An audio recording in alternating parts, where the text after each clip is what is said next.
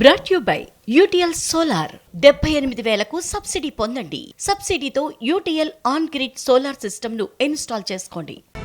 AP assembly సమావేశాలు 8వ రోజుకు చేరాయి. ప్రశ్నోత్తరాలతో సభ ప్రారంభమైంది. ప్రశ్నోత్తరాల అనంతరం ఇటీవల మరణించిన మాజీ ఎమ్మెల్యే నారా రామ్మూర్తి నాయుడుకు నివాళులర్పించి సంతాప తీర్మానం ప్రవేశపెట్టనున్నారు స్పీకర్. కూటమి ప్రభుత్వం 150 రోజుల పాలనలో అమలవుతున్న సంక్షేమ పథకాలపై సభలో చర్చించనున్నారు సభ్యులు. CM Chandrababu Davos tour schedule ఖరారైంది. వచ్చే ఏడాది జనవరి 20 నుంచి 24 వరకు దావోస్ లో పర్యటిస్తారు. అక్కడ జరిగే ప్రపంచ ఆర్థిక సదస్సుకు హాజరు కాబోతున్నారు. సీఎం టూర్ ఏర్పాట్ల కోసం ముందుగానే దావోస్ వెళ్లింది అధికారుల బృందం.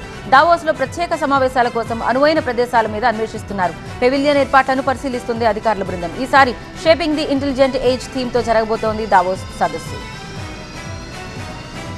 సీఎం రేవంత్ రెడ్డి వేములవాడకు వెళ్లారు. రాజరాజేశ్వర స్వామిని దర్శించుకుని ప్రత్యేక పూజలు చేస్తారు సీఎం. ఆలయం లోపల అభివృద్ధి పనులకు శంకుస్థాపన, ప్రారంభోత్సవాలు చేస్తారు. మధ్యాహ్నం బహిరంగ సభలో పాల్గొని ప్రసంగిస్తారు. వేములవాడ వేదికగా గత పాలకులపై సీఎం రేవంత్ విమర్శలు గుప్పించే అవకాశం ఉంది. సీఎం పర్యటనకు ఏర్పాట్లు పూర్తి చేశారు అధికారులు.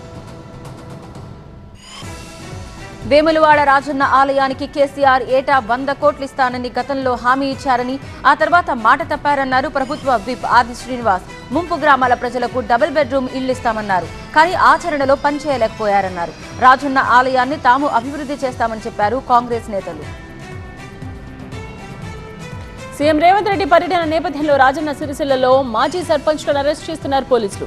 వేములవాడలో సీఎం రేవంత్ రెడ్డిని అడ్డుకుంటారన్న సమాచారంతో ముందస్తు అరెస్టులు జరుగుతున్నాయి. పలు గ్రామాల్లోని మాజీ సర్పంచ్లను అరెస్ట్ చేసి స్థానిక పోలీస్ స్టేషన్కు తరలించారు.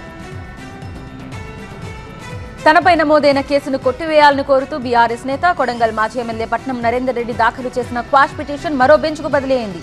రోస్టర్ పద్ధతిలో మరో బెంచ్కు బదిలీ చేసింది హైకోర్టు. ఇవాళ విచారణకు వచ్చే అవకాశం ఉంది. లక్ష్యాల ఘటనలో కీలక నిందితుడు భోగమోని సురేష్ కు రిమాండ్ విధించింది కోర్టు. కొడంగల్ కోర్టులో లొంగిపోయాడు సురేష్. దాడి కేసులో A2గా ఉన్నాడు సురేష్. అతనికి 14 రోజుల రిమాండ్ విధించారు మెజిస్ట్రేట్. అనంతరం సంగారెడ్డి సెంట్రల్ జైలుకు సురేష్ ను తరలించారు. ఈ కేసులో సురేష్ ని కస్టడీ కోరనున్నారు పోలీసులు. మెజిస్ట్రేట్ ముందు లొంగిపోయిన సురేష్ కీలక వ్యాఖ్యలు చేశారు. ప్రశ్నించే గొంతుని ఎవరూ ఆపలేరు. రైతుల కోసం మళ్లీ తిరిగి వస్తా, పోరాటం కొనసాగిస్తానన్నాడు.